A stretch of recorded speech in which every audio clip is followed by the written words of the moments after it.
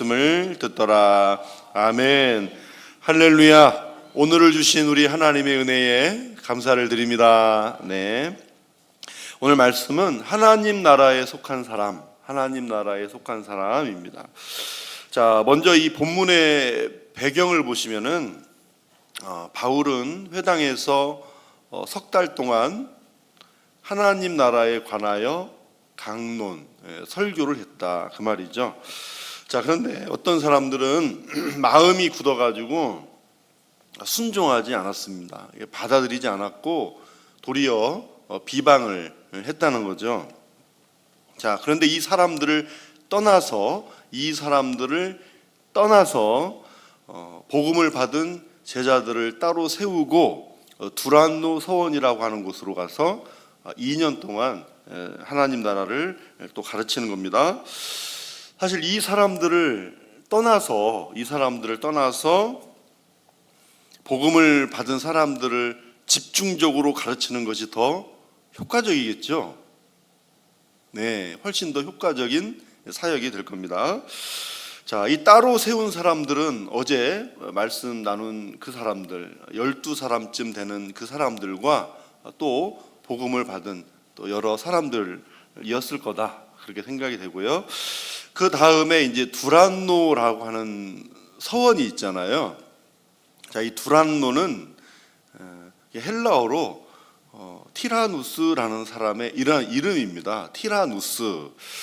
자, 이 티라누스라는 사람 이름인데 서원이니까 아마 이분이 철학자이거나 어떤 뭘 가르치는 선생님, 교사였을 가망성이 많이 있고, 또 에베소의 그 궁중에 그 여왕이 있었는데 그 여왕의 비문에 이 사람의 이름이 기록된 것을 보면 이 사람이 궁중 의사였습니다. 그러니까 궁중 의사였으니까 아마 거기에서 의학을 가르치는 장소였을 것이다 이렇게 생각도 하죠.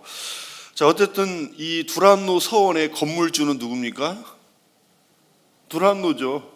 예, 두란노가 두란노 서원의 건물주죠. 자, 그런데 건물주가 누구냐가 중요한 게 아니고 이분이 바울에게 많은 도움을 주었다는 거죠. 자, 많은 도움을 주었고 총 3년 동안 2년 동안 가르쳤지만 그것이 복음 전파의 근거지가 되고 또 그렇게 사용할 수 있도록 장소를 잘 제공해 주었다는 거죠. 자, 에베소 사람들은 시에스타라고 그래가지고 낮잠 자는 시간을 즐겼습니다. 너무 날이 더우니까 오전 11시부터 오후 4시까지 낮잠 자는 시간, 시에스타라고 이렇게 불렀는데요. 아마도 바울은 이때 자리가 비니까 이 빈 시간에 복음을 가르쳤을 것이다. 또 이렇게 우리가 추정할 수가 있죠. 그래요. 그래서 10절에 보면은요, 2년 동안 사역을 계속하면서 소아시아 근방에 복음이 퍼졌다 그랬죠. 10절에 보면, 자, 이때 이제 그 요한계시록에 나오는 7교회가 이때 세워졌습니다. 자, 에베소에서 특정되는 단어가 있죠. 한번 따라서 하겠습니다. 하나님 나라.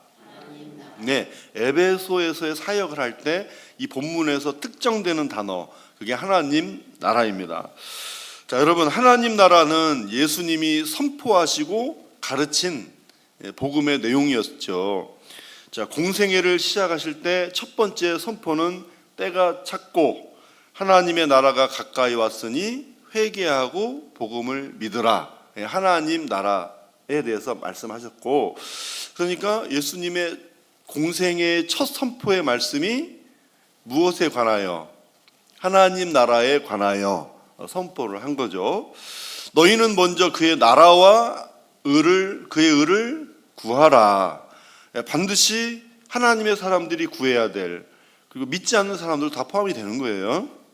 이 땅에 많은 사람들은 반드시 먼저 구해야 될 우선순위가 하나님 나라다라고 하는 거고, 하늘에 계신 우리 아버지여, 이름이 거룩히 여김을 받으시오며 나라가 임하시오며 뜻이 하늘에서 이룬 것 같이 땅에서도 이루어지게 해달라 기도하라. 기도를 가르쳐 주신 거잖아요. 그러니까 하나님 나라를 구하라. 이 우선순위를 자 한번 쭉 이어서 보세요. 이 우선순위를 뭐하라? 구하라. 하나님 나라를 구하라고 가르쳐 줬어요. 그리고 그 하나님 나라가 이 땅에서 이루어질 수 있도록 구하라. 그렇게 가르쳐 주신 거예요. 자, 사도행전의 문을 열 때 부활하시고 40일 동안 하나님 나라의 하나님 나라의 일을 말씀하셨잖아요. 자, 그래서 사도행전은 하나님 나라의 일을 전하라 부탁받은 사도들과 제자들이 하나님 나라를 전하는 스토리입니다. 아멘. 하나님 나라를 전하는 스토리예요. 자, 그래서 사도들과 성도들을 통해서 예루살렘과 온 유대와 사마리아와 땅끝까지 하나님 나라가 점진적으로 확장되어 갑니다. 자, 그 확장의 도구가 복음이죠. 예수 그리스도의 복음입니다. 자, 이 복음을 믿고 받아들이는 그곳이 하나님 나라이고 예수 믿는 사람 안에 있는 바로 하나님의 나라인 거죠. 자, 예수님이 가장 중요하게 선포한 하나님의 나라, 그것을 먼저 우선순위로 우리는 구해야 되는 사람이고, 그리고 언제나 그 하나님 나라를 구해야 되고, 그리고 하나님 나라를 전하는 것입니다. 할렐루야. 그런 거예요. 이 하나님 나라의 이 절차입니다. 쭉 확장되어져 가는 그런 절차거든요.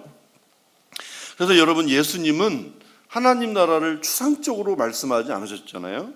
복잡하고 어렵게 말씀하신 적이 없어요. 말 그대로 하나님 나라는 하나님이 다스리는 나라입니다. 다스리는 그 나라 백성, 저와 여러분, 그 나라 백성은 이 주님의 통치 아래 있는 사람이죠. 다시 말씀을 드리면 예수님을 내 인생의 주인이시고 이 세상 역사의 주인도 하나님이심을 믿는 겁니다. 그 사람이죠, 우리가. 여러분, 오늘 예수님이 내 인생의 주인 되심이 기쁘시죠? 네. 하나님 나라가 저와 여러분 안에 있기 때문입니다. 네. 있기 때문이에요. 오늘 주 예수의 이름으로 모이고 주의 말씀을 나누고 주 예수의 이름으로 기도하고 찬송하는 거 감사하죠. 이곳이 하나님의 나라입니다. 그러면 하나님 나라에 속한 사람이 누구인가? 대답이 나왔어요. 저와 여러분이 하나님 나라에 속한 사람입니다. 자, 어제 성령 받은 사람, 성령 받은 우리라고 그랬잖아요. 그러니까 성령 받은 우리가 하나님 나라에 속한 사람이라 이 등식이 이제 이어지고 성립이 되는 거죠. 자, 하나님 나라는 먹고 마시는 것이 아니라 오직 성령 안에서 의와 평강과 희락을 누리는 영적 축복의 사람들인 것이죠. 그런데 오늘 본문에 이 어떤 사람들이 등장합니다. 이 어떤 사람들을 좀 짚어봐야 하는 거죠. 자, 이 사람들은 먼저 마음이 굳고 순종하지를 않았습니다. 이 뜻이 뭐냐면, 자, 문법적으로 보면은요, 어느 한순간도 예를 들면 자꾸 복음을 전하고 사람들 옆에서 막 믿고 기쁨을 얻고 하나님 나라에 대한 어떤 그 기쁨이 저런 건가? 그게 보이고 있잖아요. 그게 보이고 있는데, 야, 저게 저렇게 된 이유가 뭘까? 나도 한번 가서 뭐 해볼까? 들어볼까? 그런 마음 1도 없었다는 거예요. 그런 마음조차 아무것도 없었다는 거예요. 그러니까 찔러도 피 한 방울 안 나는 그런 아주 그냥 단단하게 굳어진 그냥 그런 상태를 말하는 거거든요. 이 마음이 굳어 순종한. 그래서 이 단어가 구약 이스라엘 백성들에게도 많이 사용된 거예요. 하나님 말씀이 그렇게 전해지고 선지자들의 말 그렇게 전해지는데도 도대체 찔러도 피 한 방울 들어갈 틈이 없을 정도로 그렇게 강팍했다라고 하는 거죠. 자, 그래서 이 사람들을 오늘 본문 말씀의 반대로 보면 하나님 나라에 속한 우리라고 그랬잖아요. 그러면 반대로 보면 세상에 속한 사람이라 이렇게 우리가 말할 수가 있겠죠. 그러니까 본문에는 세상이라는 말은 없어요. 그런데 성경에서 세상은 두 종류로 구분이 되거든요. 하나는 하나님이 창조하신 이 아름다운 세상이에요. 여러분, 아무리 힘들고 어려워도 하늘에 반짝이는 별을 보면 참 아름다워라 주님의 세계는 찬송 나오죠. 싱어게인의 지금 열심히 프로그램 무슨 오디션 프로그램인지 홍이삭이라고 하는 그 사람이 요즘에 굉장히 뜨더라고요. 복음성가나 이런 찬양을 많이 CCN 가수예요 지금도. 근데 자신이 질병에 걸려서 많이 힘들고 어려웠을 때 어느 날 갑자기 몸이 아프고 보니까 이 세상을 바라보니까 얼마나 이 하나님께서 만들어주신 세상이 아름다운지, 그래서 홍이삭 씨가 부른 주님의 세계 참 아름다워라 그 찬양을 편곡해서 만들었는데 너무나 또 은혜가 되더라고요. 내가 오늘 죽는다면 오늘 이 세상이 미련이 아니고 하나님이 만들어주신 이 세상이 얼마나 아름다운가, 그것이 다시금 느껴지는 거죠. 그러니까 여러분, 오늘도 우리가 생명을 가지고 숨을 쉬고 살아갈 수 있고 하는 모든 것들이 하나님의 은혜일 뿐만 아니라 항상 내가 지금 볼 수 있는 이 세상 하나님이 나에게 보여주신 것으로 믿고 감사할 수 있기를 바랍니다. 맞아요. 세상은 하나님이 창조하신 피조물, 이 아름다운 자연을 찬양하는 거예요. 그런데 또 하나의 단어는 공중권세 잡은 마귀가 다스리는 곳, 그곳을 성경은 또 세상이라는 또 다른 단어로 사용을 해요. 그러니까 마귀는 쇳덩어리 그 자체입니다. 인간에게 죽음을 가져다 준 존재죠. 자, 그런데 이런 인간을 마귀에게 붙잡힌 이런 인간을 하나님께 속한 사람이 되게 하려고 복음이 전해지는 겁니다. 그렇죠. 그러니까 지난번에 말씀드렸잖아요. 전도는 영적 싸움의 최일선에서 싸우는 거라고요. 자, 사탄이 왕노릇하는 세상은 복음을 받아서 인생의 주인으로 예수님을 모시고 예수님의 가치, 예수님의 십자가를 따라가는 사람들에게도, 저와 여러분에게도 여전히 십자가의 원수로 행하도록 얼마나 많은 유혹을 가져다 줍니까?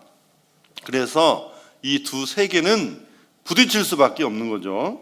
그러면 이런 세상 가운데서도 하나님께 속한 사람들이, 하나님 나라에 속한 사람들이 모인 곳, 그 모인 곳이 어디입니까? 교회죠. 교회 공동체입니다. 교회는 하나님 나라 백성 공동체죠. 그러므로 어떤 사명이 있을까요? 하나님의 나라를 선포해야 될 사명이 있다 그 말입니다. 이 세상에 교회가 먼저 하나님의 나라에 속한 사람들이 되어야 되겠죠.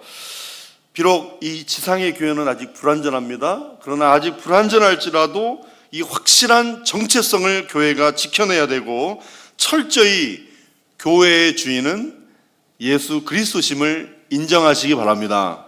그렇습니다, 여러분. 하나님의 백성으로 하나님 나라에 속한 사람으로 산다는 것은 결국 하나님 나라의 복음을 선포하신 우리 예수님의 삶을 이 땅에 실현하는 거예요. 예수님이 이 땅에 인간의 몸을 입고 오시고 공생의 첫 사역이 하나님 나라가 가까이 왔다라는 말씀이었잖아요. 우리가 이 땅에 살면서 우리도 예수님의 뜻을 실현한다는 건 우리도 이 하나님의 나라를 받아들인 우리가 예수님처럼 선포하는 거예요. 자, 이 삶을 실현시키고 하나님 나라를 확장하는 일, 그것이 교회의 사명이다.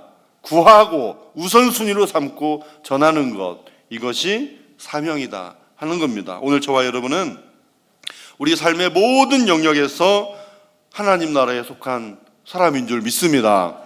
또 우리 교회가 어떻게 이 하나님 나라의 통치, 하나님의 통치를 드러내며 예수님을 닮아갈 것인지 고민하고요.